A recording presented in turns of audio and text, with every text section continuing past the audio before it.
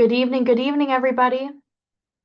Welcome into Community Conversations Tackling Chronic Absenteeism. We'll give everybody a second to join us before we get started. But before we do, I'd like to introduce myself. My name's Haley Lacuesta. I'm the Director of Communications here at the Richmond County School System. Pleased to have you on as we talk about a really important issue that's kind of pervasive through our school system, and not just in the Richmond County school system, but across the state of Georgia and nationwide. Um, so, a little bit of ground rules. If you have joined us at Community Conversations before, you know the deal. We really want this to be a conversation between our panelists and with our families. So as you join us, as you're listening to our back and forth, if you have a question for us, please feel free to look at the bottom of your screen. There should be a button that says Q&A. Send in your questions and we'll have some time at the end to answer them live. But I'm glad you're here with us tonight. Every day a student is in the classroom is a step towards their future, but we also know that when students begin missing school, even just a couple of days each month, it can start to have a real impact over time. And this conversation has become really pertinent now. We see legislation that's coming down the pike in Georgia currently. So Senate Bill 513 is currently moving through the Georgia legislature, and it has some new requirements for school systems and how they tackle chronic absenteeism and attendance with students, families, and local government as a whole. So that's why we've brought together a lot of really unique perspectives here to have a real conversation, not a lecture, about how we tackle this problem, community-wide. So you're going to hear from our parents, our staff, and some other local leaders about how we're going to tackle that problem together. Now, I want to introduce some of our panelists. We're joined here tonight by Dr. Aronica Gloucester. If you can give a wave, she is our Director of Student Services and really does a lot of the work from the district level on tackling attendance on all of our schools. We have some leaders as well. We have Ms. Katrina Profit. She is the assistant principal at McBean Elementary School, who's done a lot of really great work in incentivizing our families to look at attendance as a way, to gain some cool perks and things like that in her school. So we'll talk a little bit about that. We have Chief Judge Shiana Bias, who obviously is coming to us from the court perspective and can talk a little bit about, what families can expect from the court level. And then we have Dr. Travis Wiggins, principal of Academy of Richmond County, because we know that attendance looks different from the little's perspective at elementary school and then the high school level when your students are driving themselves to school. It might require a little more incentivization and a little bit of motivation for those students. So as we begin and talk about the conversation, I want to bring it to where we are with attendance. And maybe this question might be for Dr. Gloucester, or if Chief Bias wants to join in as well, or whoever. Tell us a little bit about what we're looking at in chronic absenteeism in our district. What kind of rates are we looking at, and how are we tackling it from a district level? Well, I want to say that I'm so happy, first of all, to have everybody here on the panel, and including Ms. Brown, one of our parents, as they play a very important role in um, really just trying to help us tackle the attendance, chronic absenteeism issue, and to promote school attendance. And so what we realized at the end of last school year is that almost a third of our students, about 32.9% of our students, were classified as being chronically absent, meaning that they had missed 10% or more of their enrolled days, and that's excused or unexcused for any reason. And so that percentage was significantly higher than the state average, which was about 19.5%. And so we've come together this year as a collective body in the school system, and then as well partnering with the juvenile courts to really try to bring awareness, first of all, to our parents, to our community, about the issue of chronic absenteeism and the need to really just promote kids being in school so that they can learn and lead and thrive. And so we've worked on really trying to promote awareness of the issue. We also have worked to fortify our attendance teams. Each school has an attendance team that really looks at the data on a regular basis and then really works to identify what might be some of those root causes or some barriers that are causing students not to be able to come to school. And so that's where our social workers and other support personnel work to help bridge that gap. And so we also have a district attendance team that's working on looking at our processes and procedures around attendance, and is revising the attendance protocol. And then, of course, you'll hear from Ms. Prophet, Mr. Wiggins, Dr. Wiggins, others about what the schools are doing to really encourage students to attend and to celebrate when they are there. And then as well to even promote those parents who are making sure that their kids come ready to learn every day. So, Yeah.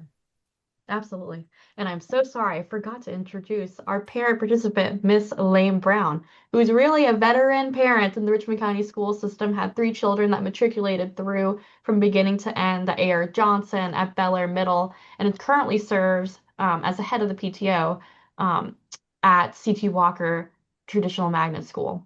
But going back on what you said, Dr. Glasser, thank you, Miss Brown, for joining us. Um, Really, what I've seen when I look at those attendance teams and from the district level, if one student that misses 5 or more days of school has a huge team of people behind it that's really working to get to, those parents and working with those families, from the social workers to teachers in class, um, before it even reaches, juvenile court level. So we start there, right? We start with making those connections, trying to determine the root causes of why a child might not want to come to school. And then, Chief Bias, can you talk a little bit about, perhaps we have a few missed days of school. At what point does it reach juvenile court level? And what can parents expect to see if it gets to that level? Absolutely. So a lot of times people hear, the term about the 10 days of missed school without an excused absence from a parent note or a doctor, and they think that it's a very low number. But what we try to explain to parents when they come to court is that that number is set for a reason. Because usually the school, I will absolutely give credit, they don't always try to flag someone immediately at the 10 days. Obviously, they try to have conversations. They try to explain to the parents the importance of attending school before it rises to the level of coming to court. But what we see from a judicial perspective is that typically once a child has missed 10 or more days of school, there is usually a conversation that might have to happen in a courtroom where we can address what is causing this child not to attend school. And what you see from a legislative standpoint is that there usually leads to other services that need to be put in place. Maybe someone lost a job. Someone is unable to transport their child. The child suffered from an illness. There was a death in the family or some other major event, especially when you see a child who previously had great attendance and all of a sudden you see a sibling group that now is having attendance issues. That is why the legislative wants to put a focus on attendance, because when you see a child missing that much school, usually there is something going on in the home that needs to be addressed very quickly so that the court can work with the school system to put services in place to get the child back on track, and hopefully they can matriculate just like Ms. Brown's children who've already graduated or gone on to be successful adults from the Richmond County school system. And so that is really what we are looking for, is to see, why is your child not going to school? What can the court do to help you get your child to school? Whether it's, putting services in place or just informing you that we're not asking for the child to go to school. It is mandated by law. So that way we can assist everyone with staying in compliance. Yeah, Just to absolutely. piggyback off of what Judge Bias had mentioned before, I think sometimes parents are unaware of the resources. She said a key word there, resources that are available to them within the school. I know at my son's middle school, Bel Air Middle, we recently had a parent evening where we just discussed, like, if your child was having trouble with homework, if they missed their lunch, just what resources are available at each level within the school. And you would be amazed on how many parents just don't know who do you contact for several different things. So I just think it's knowing the resources are there and how to access them, which a lot of parents are unaware of sometimes. Absolutely. What can we do to make parents aware of all those wraparound services that are available to help them? Because it's not just a student achievement problem, it's also a community problem. We want to be able to reach those families to give them what they need to succeed. Um, so want to try to talk about too, and I appreciate you, Chief Bias, for talking a little bit about the legislator too, because we as a district are completely revamping our attendance protocols, and not just us, but other schools all around the state. And something that's very interesting that for parents to know is that the current attendance bill that's kind of working through its way in the legislature could also bring some other consequences for chronic absenteeism to the forefront. Extracurricular activity involvement. There's also a part of that proposed bill that talks about, your ability to get a driver's permit and things like that. So we're seeing a lot more emphasis on chronic absenteeism. But I want to kind of shift gears a little bit and talk about, Miss Brown talk about in her school some of the challenges that Initially. parents have in accessing their resources. Mhm. Want to bring our school leaders into it. Ms. Prophet, Dr. Wiggins, um, what are you seeing in your schools from an administrator perspective and some of the challenges that you're seeing with your families, with your students? And I know it's different with high school and with elementary school. So maybe Dr. Wiggins, would you like to start? Well, I mean, what we're seeing at the high school level is, unfortunately, a higher rate than even Dr. Gloucester mentioned about what they're seeing as far as the district average at the high school. We're seeing a higher average than that for chronic absenteeism.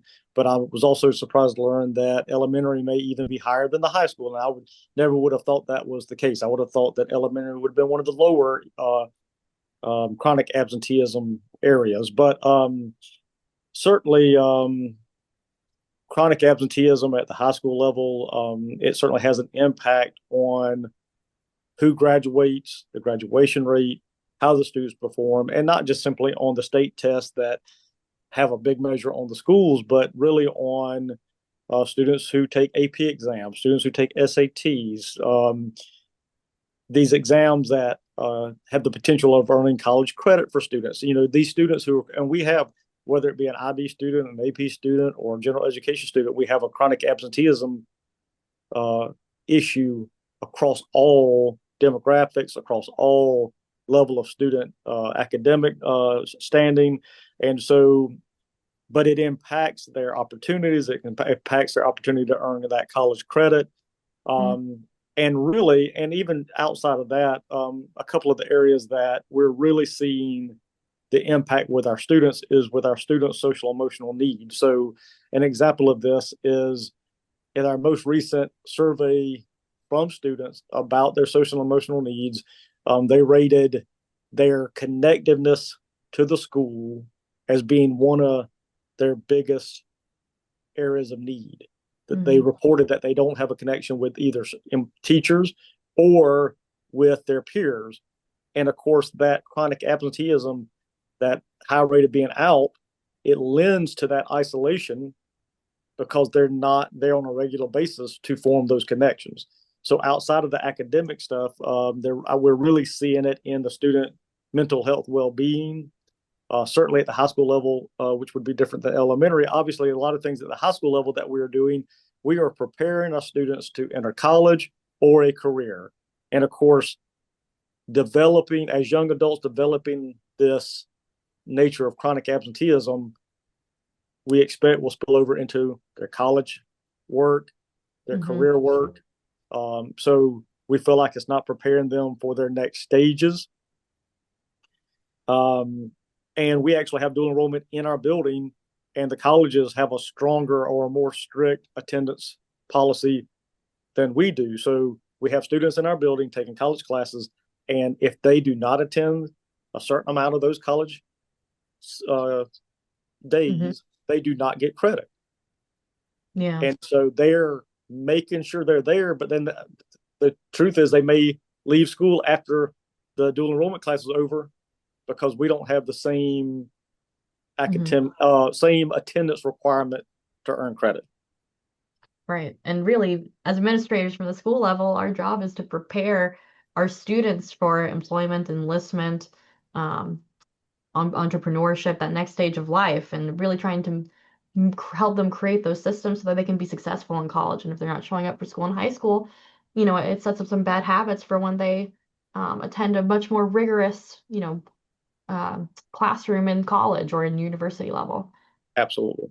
Hey, Lee, if I might just throw one other point Yeah. that's kind of unique to what we see with our high school students in particular is Mhm. an issue of tardiness, Mhm. of students just getting to school late. And so sometimes we don't think about the impact that that can have, but it's still missed instruction, Yeah.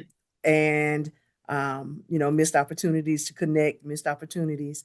And so we just want our community to be aware that in addition to having students to show up, the importance of that, we also want to keep in mind that it's important to be on time as well. And Dr. Glosser's right. I don't mean, but she's right, because I think the state even sees a certain number of tardies equates to an absence, and then all that stuff. I mean, we have students with hundreds of tardies that they accumulate, and each, like I said, all that amounts to, the state sees it as missed days, and so the state sees a certain number of tardies as amounting to that chronic absenteeism. So Dr. Glosser's right. A student could almost be in the building and yet tardy so much that they still become chronically absent and missing instruction just simply from tardiness. Yeah. I can't speak much on that. I was a chronically tardy. I was in school every day, but it Right. definitely dragged my feet when I was in high school. I was like, oh man, I was in real trouble. As a parent who has young children, I also have a middle schooler, and magnet times versus public school times. There is a small window there. I just know, just speaking as a parent of multiple children with different ages, that allows you to get from point A to point B, right? Like, for example, my middle schooler, their doors don't open until 8:45, whereas my elementary students, they can be to school as soon as 8. So I do feel like when you have kids at different age groups, different schools, it does take planning on your part as a parent just to make sure that they're getting to school, they're getting breakfast, or, they have that time beforehand, and just giving your time between time to go to the different schools as far as traffic. So I do feel like when parents have children of different ages, that also plays a role, especially if, I don't know what I would do if all of my kids had to be to school like at 8:30, for example. That would be a difficult task, getting from one side of town to the other, as far as tardies is concerned. Absolutely. Well, and we have 3 different tiers in our school system. So for parents like Miss Brown who have multiple children at different grade levels, you could potentially have students starting at several different times and ending at different times too, and ending at home at different times. So Miss Prophet, we've talked a lot about high school, and I don't want to miss what you said, Dr. Wiggins. Whole nother can of worms about mental health too, and how much that really impacts our students and their, ability to thrive in the classroom. We'll come back to that. But Miss Prophet, I want you to talk a little bit, and Miss Brown started on this too. How does attendance look different at the elementary level? And can you talk a little bit about what you guys are doing over at McBean? Yes, so thank you for having me here on the panel. Dr. Wiggins said one thing that stuck out to me: consistency, basically. If the students are coming to school and if they are consistent in coming, then we see dramatic change. We see them improve academically. We see them improve with their social emotional skills. But inconsistency start at elementary school is the foundation. Really, the foundation starts before elementary, but elementary school starts. So when what we've noticed is that our students that struggle in high school, a lot of them, if you take it back, they had attendance issues in elementary school. So what we've done is we have put measures in place to recognize those students now, to try to put measures in place to combat them missing school.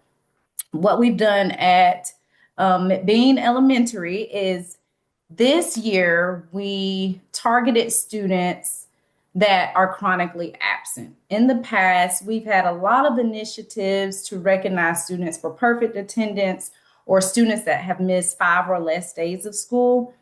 But our problem area is the students that are not at school and that miss multiple days of school. So what we've done is we put the Attendance Buddies initiative in place. And so here is one of our check-in sheets, and here's our coach doing a check-in with one of his buddies.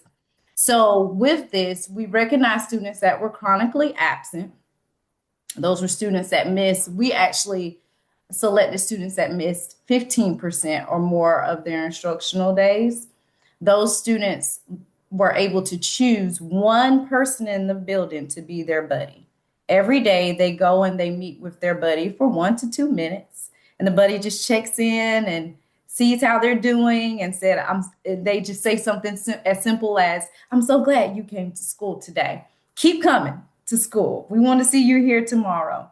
Relationships matter.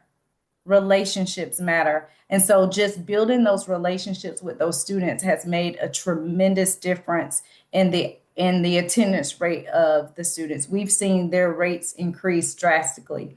Now, what we did also at the beginning is, I said relationships matter, but relationships matter with the families. So I actually personally called, and some of the other individuals on our attendance team, we reached out to parents individually and called them and said, "Hey, we noticed that your child is struggling with coming to school.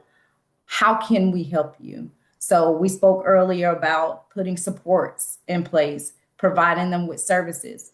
Well, if we don't know what they need help with, then we can't really provide them with those services. So we wanted to reach out to them personally, let them know that we care, we see your child, we see you also, and we want to make sure that we are helping. So we were able, from those simple conversations, just a simple phone call, a simple meeting, letting them know that we're not calling you to put you down for not having your child here. We're calling you to see how can we help. Those simple conversations made a world of a difference.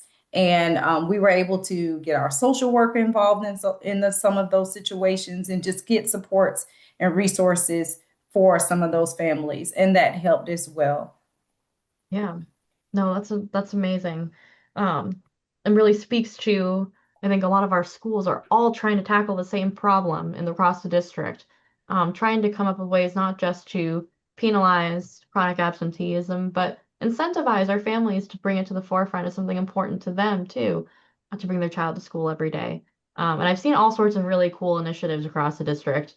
The car line, I think you saw the pickup line, so you get to go to the front of the pickup line if Yes. you have perfect attendance.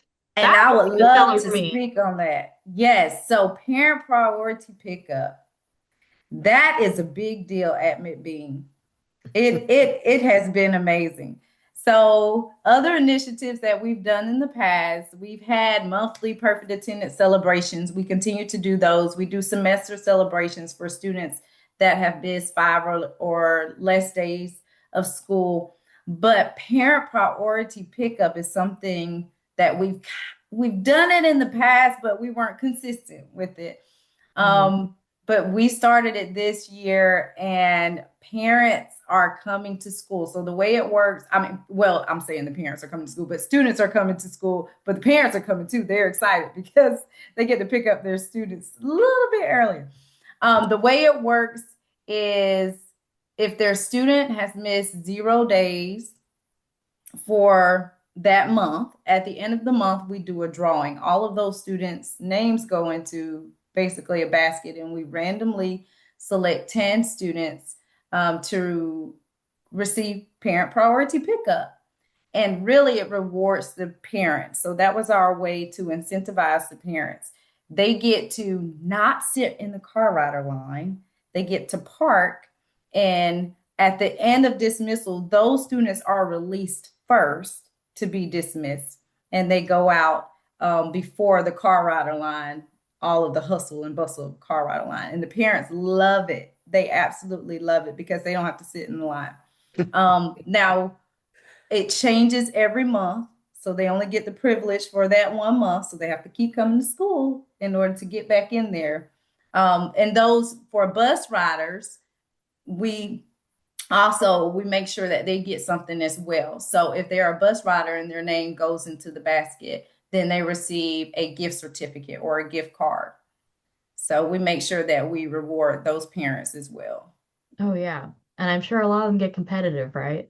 Like I want Oh, yes. Oh, yes. And they love it. They love it. awesome. And so let's gonna shift gears a little bit with my next question. And talking about from the family perspective, and maybe Miss Brown and Miss or Judge Bias can speak on this. What kind of communication from schools do you really feel would be helpful for families as they're trying to navigate the challenges that they're experiencing? Um, what level of communication or what would you want to see for your children? So I'm happy to chime in on this because I also happen to be a parent in the Richmond County school system. I have two boys in public schools in Richmond County. One thing that I think has been very helpful, honestly, has been the social media push that the Richmond County school system has done. I think people underestimate the power of social media greatly. I have met with the school board. Dr. Glasser can attest to this. We meet monthly to talk about different issues. And one thing I always say is, hey, snail mail is not always the most effective, especially if you're used to getting a lot of different things in the mail that are just quote unquote junk mail that you don't really open, you just kind of toss it. And so usually social media, word of mouth, having different events. I know that with my son's school, they use Class Dojo a lot and get information out, usually when you make things colorful and short and brief. That's one thing that we did in juvenile court when we first did the new updated curfew information was we kind of, to Ms. Brown's point, we said, well, maybe people aren't in compliance because they don't know that they're not in compliance. And we started doing a social media push. We partnered with the sheriff's office. We did a press release. We got it on the radio. And all of a sudden, we stopped seeing curfew violations to the same extent that we previously did because we pushed the information out. And many of our parents, regardless, young, old, grandparents, godparents, they all are using social media. So something as simple as a Facebook post can really go a long way because I will tell you, people screenshot it. I have plenty of parent friends who screenshot things to me and say, hey, Tiana, did you see this information that came out? Don't forget X, Y, and Z date. So that's usually a big help for parents. Oh, yeah. And speaking of social media, if you don't follow the Richmond County school system, stay tuned after this event for a very important message, PSA, about attendance from a ARC student. So we are trying to do more of those pushes where students are injecting their voice into it too, and talking to other students. Because it's very lame to hear from Haley Lacuesta from the Richmond County school system if you're, a boy in middle school. But when peers are talking to their own peers, that's really how they're influencing each other. So, hoping to get some more of that going on in our school system and on our social media profiles. Ms. Brown, from your perspective. I think Judge Bias hit on a lot of keynotes there. My students, they use Clash Dojo for their teachers as well.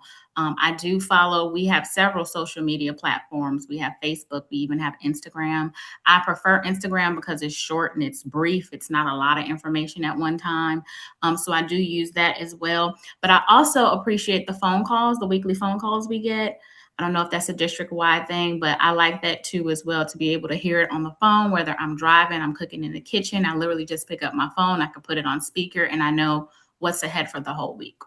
Yeah, absolutely. I think most of our principals do that Sunday phone Yes. call where they just give you the preview of the week. Don't forget. And make sure you come to school every day. So kind of going through, maybe this is a question for Dr. Gloucester, for Judge Bias, for any of us really. We've seen attendance really shift, I think, particularly post-COVID. And COVID kind of changed how we fundamentally think about attendance at schools when we had virtual learning and creating that emphasis for, remote learning. I guess what have you seen in the classroom and what have you seen at home in regards to attending school, after we went through that whole ordeal in COVID? Well, I want to say that for my student was in the third grade. And I can honestly say that we had to do a lot of legwork going into fourth grade because he was really, even though I thought I was the best at home teacher that he could possibly have during that time, there was definitely a lot of information missed because we couldn't consistently be on online for school every single day, it was all new to everybody. So we were still learning ways to do that the proper way. So I just feel like he lagged behind significantly when he was entering fourth grade.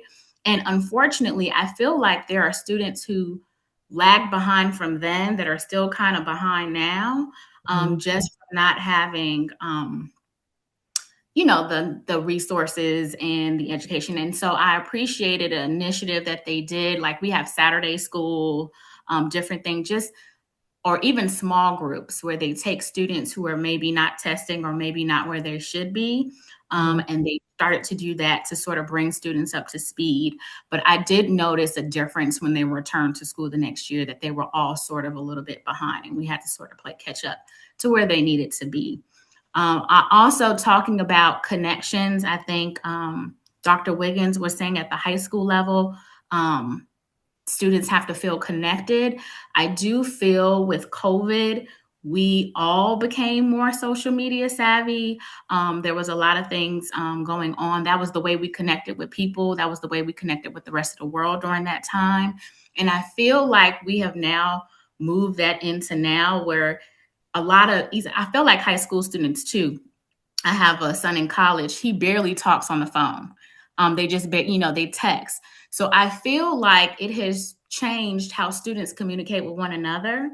And so that's why when students don't feel a connection to their peers or in their classrooms, it's because most of the time, most of them, they're all on their phone, they're texting, and it's not as, I feel like our classrooms have changed, and maybe Dr. Wiggins can talk more about that, but how kids relate and speak to one another has changed. It's not the way that it once was. So there were a lot of changes that I feel like my students had to adjust to post-COVID. And Ms. Brown's right. I mean, there has been a lot of those changes, and she's right. The data at ARC, I can speak for ARC, that right around that COVID time, we were around 18% chronic absenteeism, and we're now around 40%. So drastic change since that time. It's been it's been an ever increasing issue with chronic absenteeism since 2019. She's right that the students definitely interact with each other and with employees and teachers differently. One of the hopeful things I see, we have followed Rule 16 at ARC like many of our schools. So we've tried to enforce that, reducing the distractions from devices during the school day. And so it did not take long to get positive feedback from the teachers, which you certainly expect, but also from the students. The students said by basically having them put those phones away, they had real conversations for the first time in a long time. They felt more connected. The teacher said they've never seen such connection to or engagement in activities. But the students actually thanked us for enforcing it. I mean, some hated us for doing it, but many were like, "Thank you. I can't believe that they noticed in themselves the difference." And it does become a crutch. And I always tell my staff, it's taken us 20 years to get to this point with smartphones. We've allowed this habit to develop over the last 20 years, and it's going to take us a long time to break the habit. But we can, and we do see positive benefits from it. And I'm not quite sure on how my stance on this type of thing is, because as Ms. Brown said, we're in a different time. Things have changed. Technology changes. And in that, I think in some ways we might need to explore adopting or modifying to the changes. What I mean by that is, even though there's not right now a seat time requirement to earn credit, the state, I think, removed that at one point, and I think that should still be in effect. We talked earlier about legislation and about legislation's role in attendance. But let's say we had a seat time requirement, and could a student earn that by doing virtual school, and we had some kind of virtual school, and so they miss these days, they come in for hours. I would certainly support that. It would reduce a barrier for some students. I don't mind thinking creatively and out the box to support our students. So, yeah, absolutely. And it's all interconnected. I would like to say that I agree with what's been stated, and that we do see differences. We did see, just like all across the nation, we did see some impact to academic achievement around that 2020, in that time, but we've continued to make steady gains, as students have come back, returned to face-to-face school, and we still have aspirations, we still have a way to go, but we are starting to see academic gains as students are back face-to-face, have those in-person learning opportunities. Even though we do maximize technology as well, but having those opportunities really does matter. And with social interactions, I think that we kind of are challenged to be more intentional about helping students to have opportunities to learn how to better relate with one another, to learn how to connect with others in various ways. And so that we all know that if we are isolated, then excuse me, our behavior patterns can shift, just from even just having a more narrow perspective. And so as we've come back into school, as we continue to work with our students, that is something that's important. Just making sure that we have some intentionality around having opportunities for students to connect. And then finally, the question made me think about the attitudes of adults in general as well shifting in our country. We see lots more parents who want to work from home, Yes. Which was not as much of a pattern prior to COVID. And so with the advent of parents wanting to work at home, and I'm not saying that's a bad thing, I'm just saying it's a change. Yeah. And so it's an attitudinal change that also, has trickled down to a certain degree with our students and being at home. And so I think we just have to look at this whole issue of attendance as an ecological problem issue, yes. concern, and so those are just some things I wanted to share as we talked about that question. Yeah, absolutely. Well, and it's like, why do I need to come to school if I can log on here and complete all my assignments? It's a fine balance between integrating technology. You can't be behind because the world that these children are going to grow up and enter in the workforce is going to be totally dependent on emerging technologies. But how do you balance that and still maintain that priority? You need to come to school. It's important to be face to face with them. And it'll be a benefit to you, your family, everybody. Still got to learn how to get along with people. You're gonna, then. All right. So we've reached any final thoughts before we move into Q&A? Okay. So we have a few questions here. Again, if you're just joining us, please feel free to utilize that question and answer to ask your questions. If there's something really specific about you and your child, then to protect their information, we have Dr. Gloucester here, Chief Bias. We'll make sure that question can be answered off air as well. But please feel free to utilize that tool and we'll go through some of your questions now. So here's a question for any of our staff or for Judge Bias, or how many absences is too many for my child before I should start being concerned? You might have a sick day here and there, maybe, wake up late and kind of roll in 9 a.m., a little bit late to school, but at what point should a parent feel concerned? Well, I think that's... Go ahead. No, you go ahead, Principal Wiggins. I'm sorry. Well, I was going... Well, I mean, first of all, Judge Bice should be the one really about this, because from a legal standpoint, there's going to be an answer. Probably at the elementary level, there's a little different answer. I mean, and of course, any missed class is a place to be concerned. But I'm going to let Judge Bice speak, especially to the legal answer to that question. So one thing that I would like to highlight is obviously you get 5 times, right? Meaning that there are 5 times that you can and didn't go to something happened where I kept my child at home to try to get those absences down with the school. But typically we want to make sure that my rule of thumb is once your child has missed about 5 days of school, whether it was a doctor's appointment, whether you sent a parent's note, or whether it was a typical excused absence, you still should want to make sure you're keeping track of it after that point, because once they get to 10, then it's going to come onto the court's radar.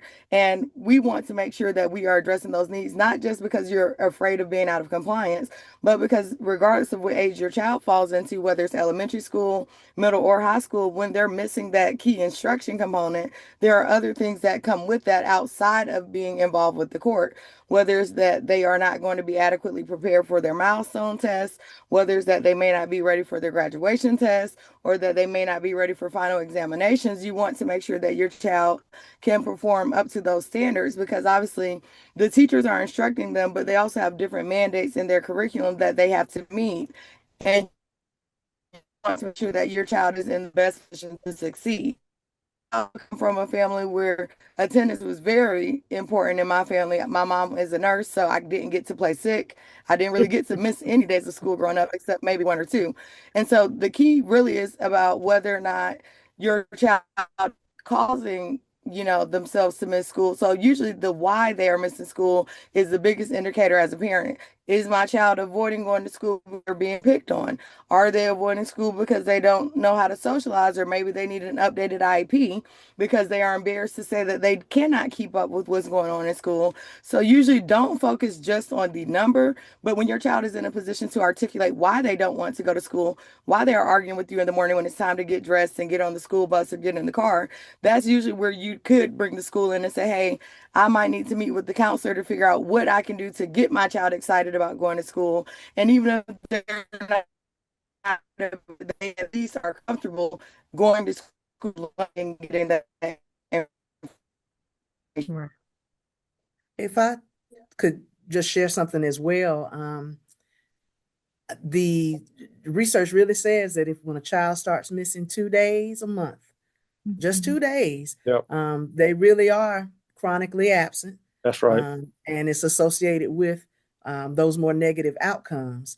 And I read something else that said, I think for high school, you really want to not miss more than 9 days a year. And that's aligned with what Judge Bias just shared too. And so, you might think about 2 days a month. Doesn't feel like it's a lot, but in the course of a 9-month school year, that's 18 days. Yeah. And so you really want to try to nip it in the bud. And we've sent out information as well, for example, on when is your child too sick to come to school? Because sometimes, it's hard to discern, okay, if Johnny doesn't have a fever, but he just says he doesn't feel well, Johnny might need to go on and go to school. He's not vomiting, he's not feverish, etc. So we want to try to keep the number as low as we can. Right. And from a parent's perspective, I know my student, he's taking currently some high school courses.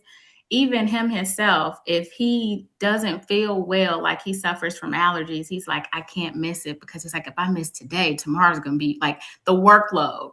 So just your student being absent also makes it difficult to keep up with the workload and where they are and what they're learning. So I would say, not a number per se, but just keep in mind your child is getting instruction, and there's 30 students to a class. So if they miss a day, they're missing some information, that will carry them on throughout the rest of the school year.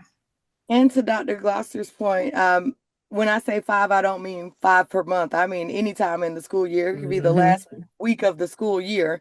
You want to make sure you're keeping your child on track. And Haley, I know I saw a question pop up from a parent. I didn't know if you want us to address it, where she mentioned about her medical issues causing obviously some of her child's attendance issues. And so usually we do see that happen a lot in our courts, where it comes up that, like Miss Lisa said, the parent is not a lack of effort. They want their child to attend school, but there's some other circumstance that is causing the child to miss. And usually the best way to address it is to speak to the school about it, because obviously, regardless of what school your child goes to, public transportation is available. And so even if the parent is disabled or has some sort of medical issue that comes up, usually the conversation has to be had about, well, what is it that is preventing this child from making it to the bus stop? Obviously, some people live in rural areas, so their bus stop might be a little further away. But if you are going to a school where your bus stop is fairly close, depending on the age of your child, then obviously conversations have to be had about what do we need to do to make sure this child gets to the bus on time to be able to make it to school. Obviously, sometimes emergencies happen and they may miss the bus, and you may not be in a position to then transport your child to school, but we hope that those are few and far between. But typically, if you at least open the door for that conversation, then obviously the school usually will try to work with you about it. And even if you aren't in the position or you're not comfortable necessarily talking to the school directly, you can reach out to your PTO. I know Ms. Brown serves on her PTO. Our school has a very heavily involved PTO with my boys. And so reach out to another parent who can help you advocate for what you need to get your child to school. Right. And to piggyback off of that, Judge Bias mentioning the PTO, thank you. We try to create a place for parents to actually rely on each other. So like she said, we have our own page.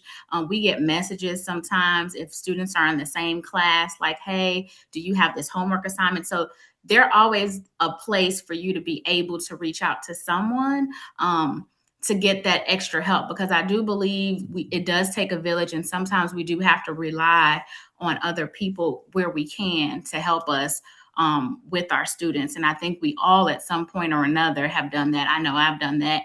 There are people I trust at school who I have relationships with who, if for some reason, we carpool sometimes, I'll take other students to school, or, she'll pick my students up. So there's always an opportunity to do that as well, and to get to know other parents at your school. Right. See a question here. Can the PTA start a support group? And is the PTA still active? So every school has, approaches PTA, PTO a little bit differently, I would say. Start by reaching out, see who the leader, who the Elaine Brown of your child's school is. And I ask will say this, Haley, though, it varies at the different levels, because I've served also on the PTO board at the middle school level. And it seems like the older your child get, the less parents are involved. I don't know why that is. I couldn't understand it. And I thought that I could change that. I was like, oh, they just have to know. And I just feel like the older your child gets, parents feel like, rightfully so, they want their children to learn self-accountability and do more on their own, be more self-sufficient. So I'm not just saying for lack of parent reason, but right. They want their privacy to grow, I guess, Right. sometimes without their parents around. So I will say that PTO looks differently from what I've been on, from elementary, middle to high school. My son did go to ARC for high school. Principal Medlin was there at the time. We had an active booster club and PTO there as well. So I feel like that really does vary by the school. So even though all schools do have PTA, it just determines on what school, as far as how active that PTA is going to be. Yeah. And if you're a parent that really has some great ideas about that, you can join it or start a PTA at your child's school. So looking through some more questions here. Obviously, there's so many obstacles that can prevent a family from coming to school. It can be health. Maybe you're a family in transition and unhoused or don't have a place to lay your head. That can really affect how you're going back and forth. So for some of this, I would say, especially if you're a parent who is experiencing a lot of health issues and really has a special case, reach out to your principal. At Davidson, that would be Dr. Renee Kelly. But in any school, reach out to your principal, start there. There's so many wraparound resources for families through social workers, through other platforms. Maybe Dr. Glosser, you can talk a little bit about how we support families that have unique needs. So one of the primary responsibilities of our social workers, our school counselors, other support personnel, is to try to help to fill in the gaps and to help connect families to community resources that can fill in the gaps. We do provide through the Richmond County Success Center, and many schools also have these same resources. We have food and clothing and school supplies, even toiletry items. Sometimes people need just laundry. All of those types of resources we can connect to families to help remove those barriers for attendance. We do have, in particular, for our students who are experiencing homelessness, we were able, through a grant, the ARP grant, able to purchase some vehicles to help maintain stability so that kids, even though their families might be shifting and moving, they would not have to move. They're still able to attend their school, called the School of Origin. So those are just some of the examples of the types of resources and supports that are provided. And I know you mentioned mental health. I'll just toss out as well, because sometimes kids are anxious. Sometimes, just they may have experienced trauma from various situations. There are counseling resources available at every school, both in person, through our school counselors, through our social workers, psychologists, nurses even play a role in helping to guard mental health for students or promote good mental health. But then also our schools have online telemental health services that are available as well. So if we can, communicate with our families and figure out, what's needed or what's missing, we will do our best to fill and meet that need, so that our students can attend and be successful both at school and later on in life. And all it starts with a conversation and ask for help. Hey, I have a situation, this unique situation. What is available? What can you do for me? To your school's principal or counselor, social worker. And we're here to kind of help you through those situations. And if I can just jump in real quick and on what Dr. Gloucester said, like other resources that we advocate for students and their families at the high school level almost on a daily basis is the different options that we have in Richmond County. Richmond County is very creative about the opportunity they have for students, such as the RPM program, PLC at home. Just like you said, basically, sometimes we don't know until a parent or child says something, but once they do, it starts that conversation. And so we've had numerous students who will switch to online learning because there's some barrier to coming in face to face every day. And so that certainly is helping that child's in particular, their attendance. But and although they're required to be in attendance at RPM, they can't go there and miss a lot of time. The smaller 100-person school is better for students with anxiety and other issues. So outside of the ones that Dr. Gloucester mentioned, again, the district has been very supportive of the different programs that we can look at different options outside of their traditional schooling for our students as well. Yeah, absolutely. I'm so glad you brought that up, Dr. Wiggins. The Performance Learning Center, plc.rcboe.org, if you want to learn more about that one. Reaching potential through manufacturing. So you can actually, our high school students can earn money, learn a trade, and go to school all at once through our partnership with Textron Specialized Vehicles. But so much programming available to kind of help tailor the educational needs of your child. Haley, could I mention one other thing that sometimes is not talked about is the availability of hospital homebound services for students who may not be able to attend due to a physical or mental health condition. That program essentially, or that support, allows students to still be able to continue their education. They earn credit for attendance once they've received the instruction. And I just wanted to make sure that families were aware of that service being available should they have those needs. The hospital homebound service, is that what you said? Yes. And yes. And I think that, go ahead. How would a parent be able to pursue that? Start by the school level and ask your school? Right. Every school has a hospital homebound contact. Very often it's the school counselor. And they will initiate or help to facilitate the parents being able to get the paperwork filled out because it does require documentation from the doctor. But they can work with the families to help ensure that paperwork is completed and that there's a solid instructional plan to help those students. And Dr. Gloucester, because I know what it looks like when a student is coded as hospital homebound. So does that not count against them in terms of attendance That is correct. As they receive that instruction, they do get credit for those attendance credit for those days. Yes. And students can do both intermittent hospital homebound, which might be irregular, or longer term sort of full-time hospital homebound, right? That is correct. So if a student breaks their leg, they might get full-time services for several weeks. And then a student maybe who has sickle cell anemia, who may need to be out periodically throughout the school year at different times, can get services. We have a few minutes left. I want to make sure that we're able to close out. I think the last question that I want to land on for all of our participants, maybe I'll start with Ms. Prophet to close us out. What is one thing that a student or parent can do today to help improve attendance and help them get a little bit better each day in coming to school?